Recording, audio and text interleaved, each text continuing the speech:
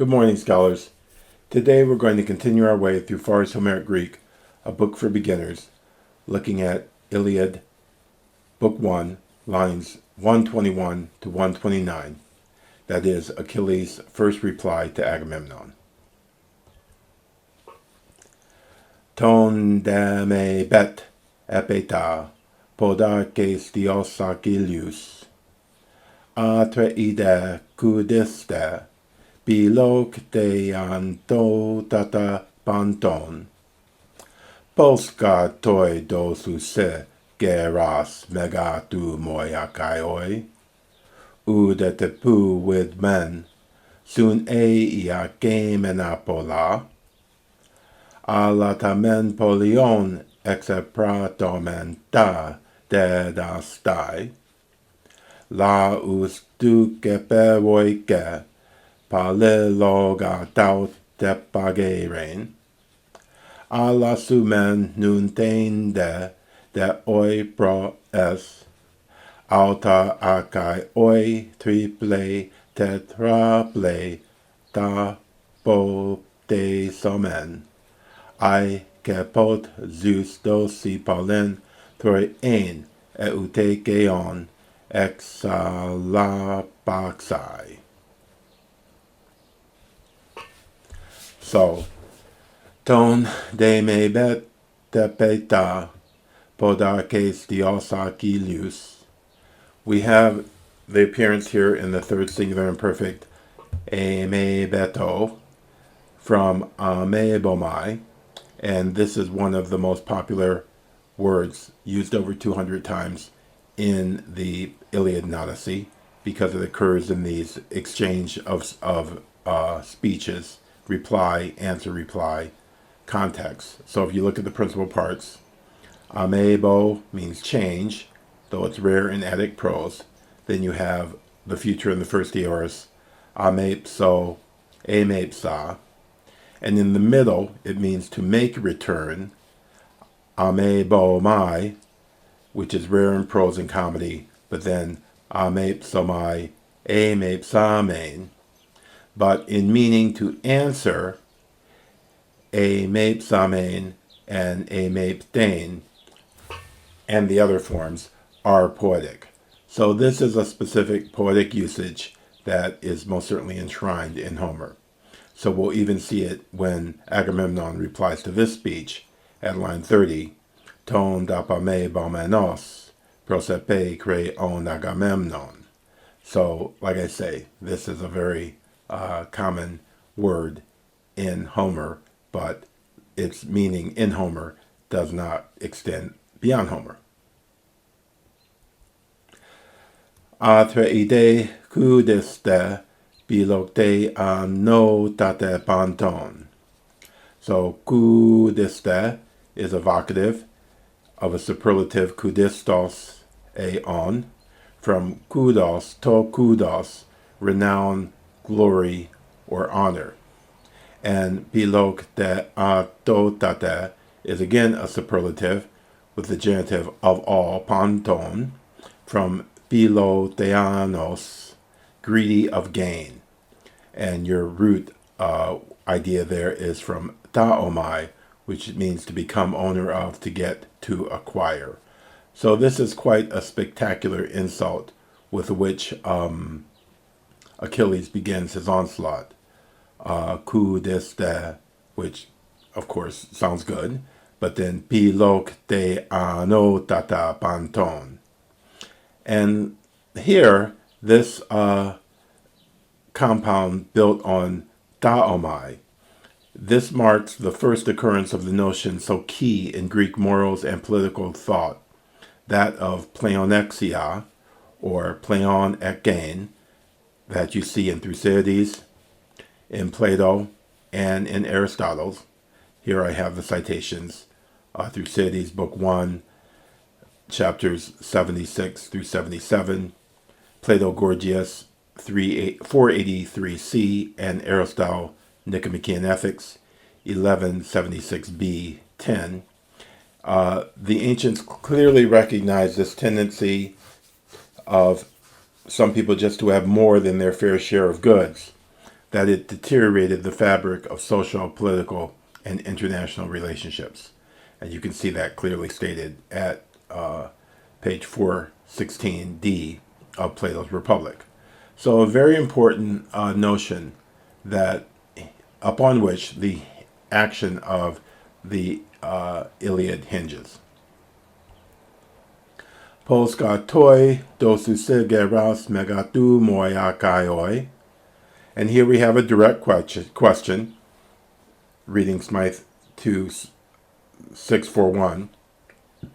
Any form of statement may be used as a direct question. The interrogative meaning may be indicated only by the context, or it may be expressed by placing an emphatic word first, or by the use of certain particles. Now, reading 2642, questions which cannot be answered yes or no, and that's what we have here. A question that cannot be answered yes or no are introduced by interrogative pronouns, adjectives, and adverbs, and you consult the important Smythe sections 340 and 346. These usually without any interrogative particle, and they may have any form of a simple question.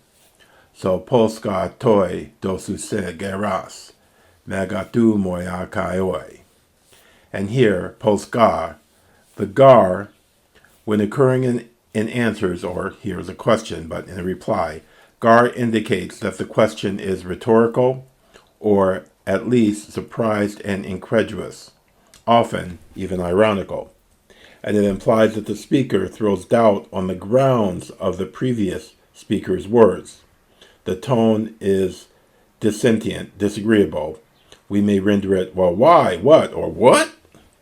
Polska toi dosuse geras megatumoi akaioi.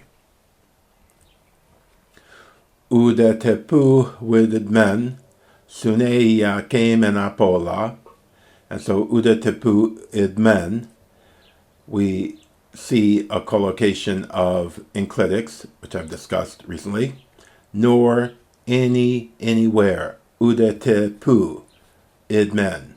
And idmen is from oida, oista, oide, ismen, iste, isase.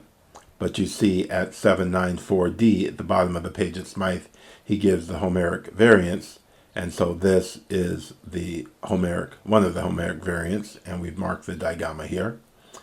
And Smythe 795, the verb stem has the meaning to find out. Hence, the perfect oida means I have found out, and hence I know. So, udetepu idmen, nor anywhere do we know of, sun eia kemenapola.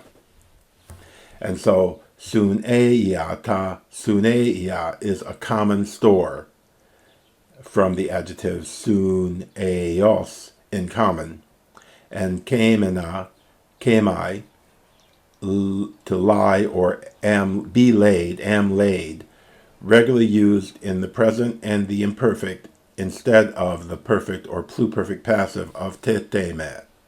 So, kemena is here our participle, which is standing for perfect participle. Alatamen polion exe pratomen ta dedastai.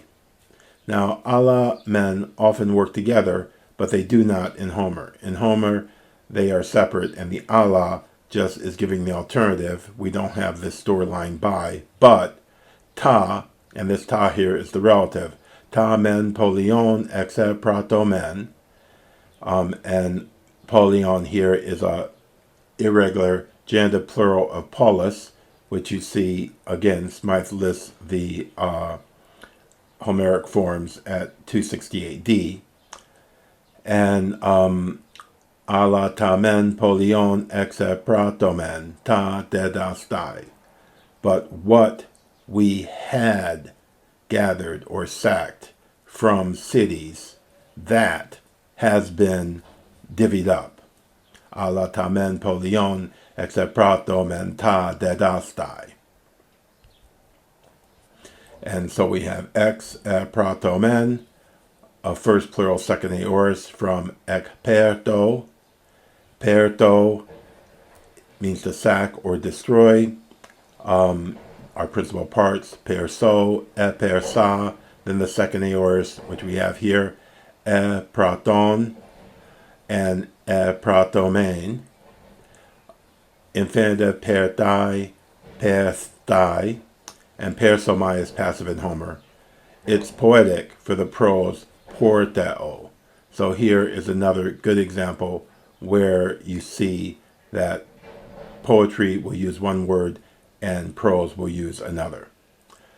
Deadastai, again, another mainly poetic word from dateomai, meaning to divide, and our main principal part is anedasamen, which is rare in prose, but in Homer you will see edasamen, anadastos, dedastmai, dateastai, even in Hesiod. Well, he says in Hesiod that is actually wrong, but you can compare diomai, divide. So dateomai is an important word as well, but poetic, and one you should just be aware of the principal parts and the way the tau goes to sigma. So ala tamen polion exeprato menta dedastai. La ostuk epevoike pale logontaut epageiren. So laus is the general body of the army. We've seen that again and again. Epevoike is impersonal, to be fitting or to be right. So here he says, uk epevoike, it is not right. And so the infinitive follows many verbs, especially such as denote ability, fitness, and necessity, or their opposites. So uk epevoike epageiren.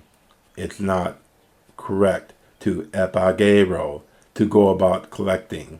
Epageiron, to go about collecting, so that to bring it back together, till they be brought back together. So Achilles is saying we can't go back and collect all that was divided among the troops after our latest raid, because that would just be wrong, so that you can still have a gift. So palilogos eon means brought together again, or as Cunliffe says, till they be brought together again. Cunliffe, page 309. Alla sumen nun tendete o pro es, alta akaioi. So alla sumen pro es. Here Allah offers an alternative to the course of action that Agamemnon himself proposed. Now, pro es is our aorist imperative of pro eme, to let go, to surrender. And so pro es tende de oi, and we have the dative as indirect complement of a verb. This common usage that we shouldn't take for granted, but it is the most central use of the dative. Many verbs take the dative as the indirect object together with an accusative as a direct object. The indirect object is commonly introduced in English by to. So, release her to the god, i.e. to Apollo, i.e. to the priest of Apollo. Alla sumen nun tendete oi pro es alta akaioi. Alta akaioi, triple tetraple, tapote somen aikepotezus. So the men here in this line is answered by altar. Alla sumen nun tendete oi pro es alta akaioi. Triple is threefold, tetraple is fourfold, and you see the use of te here, triple, tetraple, te. Individual te is frequently used in verse to connect individual words or phrases, clauses, and sentences. In prose, single connective te is much rarer. So this use of te here is something that, again, is very much a thing of poetry. Triple, tetraple. So we shall pay you back threefold or fourfold. I capot. I capote Zeus, do se polenthroi ein, euteke on exapalaxai. So apotisomen is from apotino, to make, requito, to pay back, future, and pote, if somehow haply, this is a poetic enclitic form for pu, if somehow, and dose is our secondary subjunctive from didome. I capot Zeus dose polenthroi ein eu te geon exaplalaxai. Eu te geos, well-walled Troy, and excuse the miscansion of Troyen. It should be just two longs. Troyen. Ex alapaxai is from ex alapazdo. You see the stem is simply alapag with a gamma. And so when the sigma hits that gamma, it becomes xai, and to seek or plunder a city. So I capot Zeus dose polenthroi ein euteke on ex alapaxai. And so this whole bit, last bit, is a future more vivid condition. When a supposed future case is stated distinctly and vividly, the protasis generally takes the subjunctive with aeon, ein, or on, epic, eke, ike, and the apodosis takes the future indicative or some other form expressing future time to denote what will be the result if the condition of the protasis is fulfilled. So here we have altar akaioi, triple, tetraple, tapote somen, aikepote Zeus, dose polenthroi euteke on exalapaxai. So we see that we have aike with the subjunctive dose, if Zeus gives the city of Troy, the well-walled city of Troy, he gives it to us to sack. And if that happens, akaioi apote somen, they shall pay you back threefold or fourfold. So, autar akaioi, triple, tetraple, tapote somen, aikepote Zeus dose polenthroi ein euteke on exalapaxai. So there we have it.